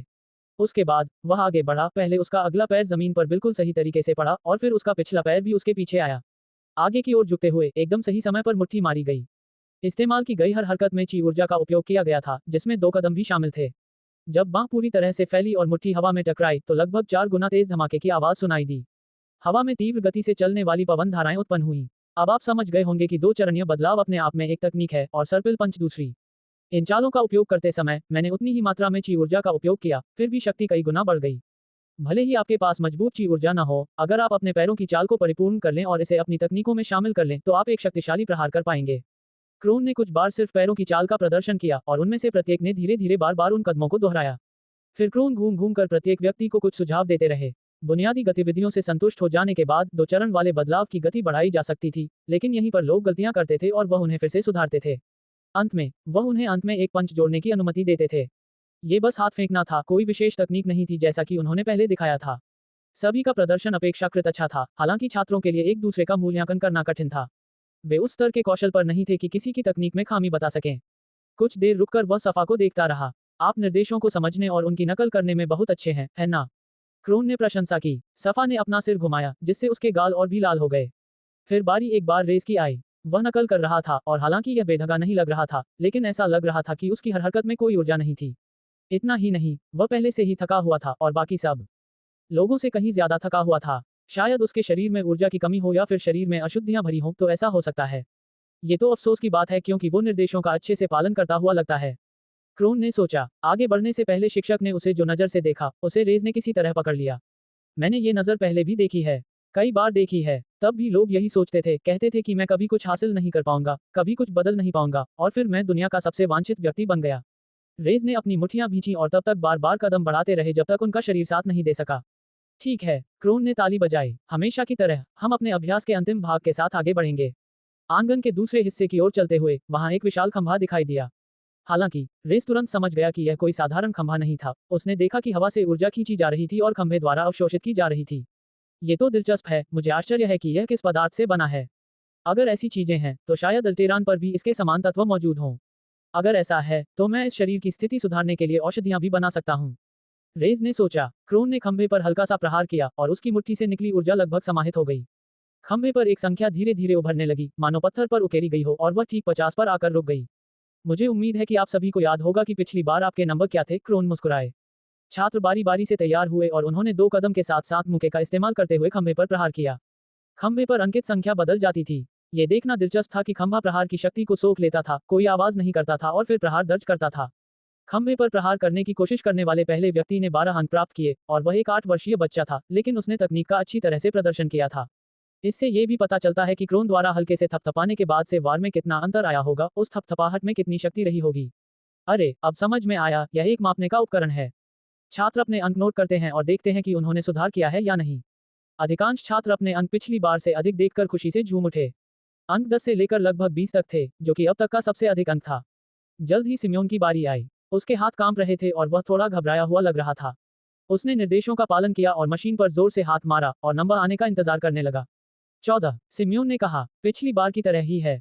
मैं इतने लंबे समय से इसी संख्या पर क्यों अटका हुआ हूँ? अगले नंबर पर चेहरे पर बड़ी सी मुस्कान लिए ग्रेन आया। वह सिम्योन के बिल्कुल विपरीत था, जो अपने हर कदम में आत्मविश्वास से भरा था, और जब उसने अंत में खंभे पर मुक्का मारा तो उसको दिखाई दिया। 22। हाँ, मैंने आखिरकार यह कर दिखाया, मैंने आखिरकार 20 की उम्र पार कर ली। कोई व्यक्ति कितना भी परेशान करने वाला क्यों न हो, अपनी कुशलता और प्रतिभा को स्वीकार करना ही पड़ता है। ठीक है, अब आखिर में सफा और राजे नए खिलाड़ी। क्रोन चिल्लाया। योजक चिन्ह, योजक चिन्ह, योजक चिन्ह, योजक चिन्ह।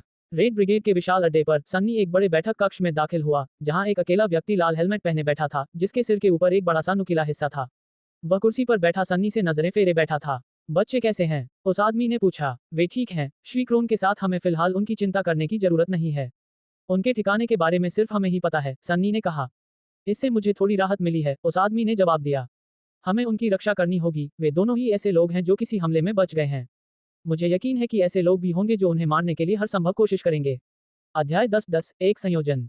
Dark Magas returns. 2 नए प्रतिभागियों में से सफा सबसे पहले आगे बढ़ा। हालांकि कुछ समय बीत चुका था, लेकिन रजे अभी भी थोड़ा थका हुआ महसूस कर रहा था और वह नापने वाले यंत्र पर अपना पूरा जोर लगाना चाहता था। इस तरह उसे से कम यह अंदाजा हो जाएगा कि वह अपने आसपास के अन्य प्रतिभागियों की तुलना में कहाँ खड़ा है। जैसे ही सफा आगे बढ़ी, ग्रेन ने अपने बगल में खड़े जुड़वा बच्चों से फुसफुसाते हुए कहा, अरे अब विकलांग लड़की की बारी है। मुझे लगता है कि हम एक असंतुलित इंसान का स्कोर देखने जा रहे हैं। ये सुनकर जुड़वा बच्चे खिलखिला उठे।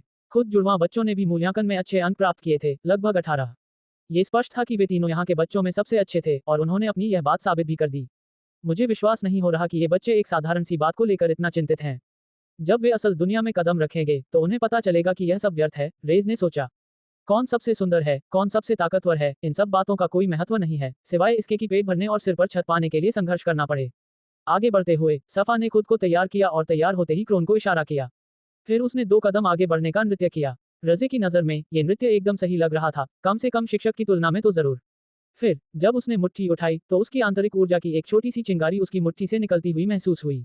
वह चिंगारी खंभे से टकराई और संख्याएं बदलने लगीं। 22। हाहा, क्रोन के चेहरे से मुस्कान गायब नहीं हो रही थी। मुझे पता था कि तुम खास हो। रेज ने ग्रेन की ओर देखा, जिसका मुंह मानो जमीन पर गिरने ही वाला था। वह मंदिर में कितने समय से था, उसने कितनी मेहनत की थी आखिरकार 22 का स्कोर हासिल करने के लिए। फिर एक नवसिखिए ने कुछ सरल निर्देशों का पालन करते हुए उसके बराबर अंक प्राप्त कर लिए। इसे ही तो सच्ची प्रतिभा कहते हैं। खुद से खुश होकर सफा मुस्कुराए और लाइन में बाकी खिलाड़ियों के साथ शामिल होने के लिए वापस चली गई और अब रज़े की बारी थी। चलो रेज, सिम्योन ने अपनी पूरी ताकत से चिल्लाते हुए कहा, अगर तुम्हारी छोटी बहन ये कर सकती है तो मैं तुमसे बड़ी उम्मीदें रखता हूँ। सच में, रेज ने मन ही मन सोचा और अपनी जगह पर खड़ा हो गया। क्या तुमने नहीं देखा कि यह शरीर कितना कमजोर था? सिम्योन जिस तरह से उसका हौसला बढ़ा रहा था, उसमें एक मासूमियत झलक रही थी। वह आमतौर पर खुशमिजाज इंसान था। उसके जैसे अनाथ के लिए यह एक दुर्लभ बात थी। इन सब बातों को नजरअंदाज करते हुए रेज ने अपना ध्यान केंद्रित किया। मैंने काफी आराम कर लिया है। मैं इसे कम से कम एक बार तो ठीक से करना चाहता हूँ, रेज ने सोचा। जब वह तैयार हो गया तो रेज ने समय लिया। उसने क्रोन की हरकतों को ध्यान से याद किया और फिर अपनी बहन के अभी अभी किए गए प्रदर्शन को याद किया। उसके पैर अपने आप चलने लगे, जैसे वह अपने शरीर को उनकी तरह कल्पना कर रहा हो। 2 कदम आगे बढ़ने की नकल की गई और मुट्ठी फेंकते हुए उसने सीधे सामने वाले खंभे पर प्रहार किया, जिससे ऊर्जा अवशोषित हो गई। वाह, बढ़िया शॉट था। उसने अपनी बहन की तरह ही हरकतें हूबहू दोहराई। क्रोन ने उभरती हुई संख्या को देखते हुए सोचा, 10। लेकिन उसका शरीर बेहद कमजोर है और उसमें ची की शक्ति बिल्कुल भी नहीं है। कभी कभी मुझे उसके बारे में समझ नहीं आता कि क्या सोचूं। वह गतिविधियों का अभ्यास करने में माहिर है, उनकी नकल बखूबी करता है, उसकी बहन की तरह ही प्रतिभाशाली है, लेकिन उसका शरीर उसका साथ नहीं दे पाता। रेज हौंफ रहा था, मानो उसकी सांस फूल रही हो। हालांकि उसने सिर्फ 3 हरकतें की थी, 2 कदम और एक मुक्का। इतनी कसरत के बाद भी इस तरह की हरकत पर ध्यान केंद्रित करने से वह पूरी तरह थक गया था। मुझे लगता है बाकी हमलों की आधी ताकत वाला हमला उतना बुरा नहीं है। ये क्या? ग्रेन ने फिर से जुड़वा बच्चों से फुसफुसाते हुए कहा। मुझे लगा था कि उसकी बहन विकलांग है, लेकिन शायद ये लड़का ही विकलांग है। आखिर इसे क्या हो गया है? अगर मिस्टर क्रोन अपना समय इस लड़के को सिखाने में बर्बाद कर रहे हैं, तो वो हमारा समय भी बर्बाद ही करेंगे। दिन समाप्त हो चुका था और रेस को ऐसा लग रहा था कि उसने दुनिया के बारे में बहुत कुछ सीख लिया है, जिससे उसकी जादुई शक्तियों का आधार मजबूत हो सकता है। यह एक अच्छी शुरुआत थी और उसे पूरा विश्वास था कि वह अपने पिछले जीवन की शक्ति को पार कर लेगा। थके हारे सभी लोग रात के लिए अपने अपने कमरों में लौट आए थे और रेज अपनी बहन के साथ कमरे में था, जो बिस्तर पर लेटी हुई थी। और उसके चेहरे से मुस्कान हट ही नहीं रही थी। मुझे लगता है कि वह भी बहुत खुश होगी। अपने माता पिता को खोने के बाद उसे इस तरह मुस्कुराते देखना अच्छा लगता है, रेज ने सोचा, लेकिन जल्दी उसने अपना सिर हिलाया, ये सोचते हुए कि आखिर वह क्या सोच रहा है। उसने मुट्ठी भींचकर अपनी जांघ पर प्रहार किया, उसके चेहरे पर निराशा साफ झलक रही थी। मेरा ये शरीर मेरी भावनाओं को उलझा रहा है, उसने कड़वाहट से बुदबुदाया, उसका दिमाग उलझन से भरा हुआ था। जब भी वह अपनी बहन को देखता है तो उसकी ये भावनाएं प्रतिक्रिया करती हैं, क्या वह कोई समलैंगिक है या कुछ और? पता नहीं ये भावनाएं कब तक दूर होंगी। ओल्ड रेज, तुम मर चुके हो, इस शरीर में भटकना बंद करो और मुझे वो करने दो जो मैं चाहता हूँ। सोने से पहले रेज ने ध्यान मुद्रा अपना ली, जो उसने पहले अपनाई थी। उसने अंधकार में सार साधना तकनीक शुरू की, अपने चारों ओर फैली ऊर्जा को अवशोषित करने और उसे अपने अंधकार में मूल की ओर निर्देशित करने का प्रयास किया। यह अच्छा है, लेकिन अपनी प्रगति का पता लगाना मुश्किल है, रेज ने सोचा। अल्टेरियन पर कई ऐसी सुविधाएं थी जिनसे कोई अपनी मानक क्षमता और डार्क एसेंस शक्ति को माप सकता था। अचानक उसे एक विचार आया, इस दुनिया में अपनी शक्ति को मापने का एक तरीका था। वह उठ खड़ा हुआ, दरवाजे की ओर बढ़ा और अपनी बहन की ओर मुड़ा। मेरे यहाँ से जाने के बारे में किसी को कुछ मत बताना, रेज ने हिदायत दी, फिर अपना माथा पीटते हुए याद किया कि वह बोल नहीं सकती। मतलब, बस इसे राज रखना, ठीक है। सफा ने सिर हिलाया और रज़े को कमरे से बाहर जाते हुए देखा, उसके चेहरे पर जिज्ञासा झलक रही थी क्योंकि वह सोच रही थी कि इतनी देर रात वह क्या कर रहा होगा। इमारत में दबे पांव आगे बढ़ते हुए रेस को इस बात की खुशी थी कि बाकी सब अभी भी सो रहे थे। आखिरकार बाहर कदम रखते ही ठंडी रात की हवा ने उसका स्वागत किया। आंगन पार करते हुए वह उस जगह पर पहुंचा जहां उन्होंने उस दिन पहले अभ्यास किया था और नापने वाले खंभे के सामने खड़ा हो गया। ये चीज, मैंने देखा कि यह कैसे काम करती है। इसने वार से ऊर्जा को सोख लिया, जिसका मतलब है। रेज ने अपना हाथ उठाया, जिसके चारों ओर एक काली आभा घूम रही थी। इसमें जादू की शक्ति को मापने की क्षमता भी होनी चाहिए। लक्ष्य की ओर हाथ इशारा करते हुए रेज ने कहा, अंधेरे की स्पंदन। ऊर्जा एक किरण की तरह निकली, एक छोटी सी स्पंदन उसके हाथ से निकली और खंभे से टकराए। मुकों की तरह ही ऊर्जा अवशोषित हो गई, जिससे कोई आवाज नहीं हुई और धीरे धीरे स्तंभ पर संख्याएं दिखाई देने लगी। मैं कह सकता हूँ, साधना तकनीक के कारण अंधकार ऊर्जा पहले से कहीं अधिक शक्तिशाली हो गई है। बेशक समय बीतने के साथ इसका प्रभाव कम हो जाएगा, लेकिन यह अभी भी बहुत अच्छा है। 19 अंततः स्तंभ पर को दिखाई दिया, जिससे रेस के चेहरे पर मुस्कान आ गई। इसको के साथ वह एक ही बार में सबसे शक्तिशाली योद्धाओं में तीसरे स्थान पर था। इतना ही नहीं, डार्क पल्स एक ऐसी क्षमता थी जिसका उपयोग वह कम से कम 5 बार और दूर से कर सकता था। यदि उसकी लड़ाई किसी और से होती तो उसे पूरा विश्वास था कि वह जीत जाएगा। परिणामों से संतुष्ट होकर रेज ने साधना तकनीक का उपयोग जारी रखने और रात दर रात स्तंभ पर इसका परीक्षण करने का संकल्प लिया, ये देखते हुए कि शक्ति के संदर्भ में उसका कौशल कितना बढ़ेगा। हालांकि पूरी तरह मुड़ने से पहले वह रुका और एक बार फिर खंभे को देखा। उसके पास पहुंचकर उसने वही मुद्रा अपनाई जो उसने दिन में पहले अपनाई थी। 2 चरणों वाला बदलाव, ये सही से काम करना चाहिए, है ना? रेज ने सोचा। पहले की तरह उसने तरोताजा महसूस करते हुए सारे स्टेप्स याद कर लिए और सही समय पर अपने पैर हिलाए। फिर जैसे ही उसने मुक्का मारने की तैयारी की, उसने अपने हाथ के चारों ओर काली आभा एकत्रित कर ली। अंधेरी नाड़ी। रेस की मुट्ठी खंभे से टकराई और उसी क्षण काली ऊर्जा की एक लहर उठती हुई खंभे में समा गई। ऐसा लगा जैसे पहले से कहीं अधिक शक्तिशाली प्रहार हुआ हो। खंभे पर संख्याएं दिखाई देने लगी। 35। यह रेज अवाक रह गया और इसके निहितार्थों पर विचार करने लगा। क्रोन की बातें अचानक उसे समझ में आ गईं। क्रोन ने कहा, वह 2 चरणीय बदलाव अन्य तकनीकों को बेहतर बनाने के लिए इस्तेमाल किया जा सकता है ना? अगर मैं 2 चरणीय बदलाव का इस्तेमाल करूं और फिर मुक्का मारते समय डार्क पल्स कौशल का इस्तेमाल करूं, तो क्या इससे अधिक प्रभाव पड़ेगा? मेरे पास ये ची ऊर्जा नहीं है, लेकिन इस कौशल ने मेरे सामान्य मुक्के को बेहतर बनाया, इसलिए सिद्धांत रूप में ये काम करना चाहिए, और ऐसा लगा कि इसने काम किया। उसने सोचा था कि सबसे अच्छा परिणाम उसके मुक्के और डार्क पल्स का संयोजन होगा, जिससे उसे कुल 29 अंक मिलेंगे। हालांकि जादुई कौशल के साथ साथ पैरों की फुर्ती ने जादुई हमले की शक्ति को भी बढ़ा दिया होगा, जिससे उसे कुल 35 अंक मिले। मैं सही था, मार्शल आर्ट को, भले ही मेरे पास चीना हो, अपनी जादुई शक्तियों के साथ मिलाने से फायदा होता है। रेस को ऐसा लगा जैसे उसने एक जादूगर योद्धा बनने की दिशा में अपना पहला कदम बढ़ा लिया हो। थका हुआ होने के बावजूद वह फिर से कोशिश करना चाहता था, लेकिन उसे अपने शरीर की कमजोरी महसूस हो रही थी और परिणाम पहले जैसा अच्छा नहीं होगा। तभी उसे मंदिर से कुछ हलचल सुनाई दी। उसे तुरंत वहां से हटना पड़ा। वह तेजी से मंदिर के प्रवेश द्वार के किनारे चला गया। रात के बीच में ही कोई बच्चा उठ गया था। अपने कमरे में वापस जाना ही बेहतर समझा और रेज ने अपने अगले कदमों के बारे में सोचना शुरू किया। अगली सुबह श्री क्रोन बाकी बच्चों से पहले उठ गए। एक समर्पित प्रशिक्षक होने के नाते उनका एक नियमित कार्यक्रम था और उन्हें दूसरों की तरह ज्यादा नींद की जरूरत नहीं थी। आंगन में पहुंचकर वह स्तंभ की ओर बढ़े। स्तंभ के सामने कोई संख्या अंकित नहीं थी। कुछ समय बाद वे संख्याएं गायब हो गईं, लेकिन श्री क्रोन स्तंभ के पीछे गए।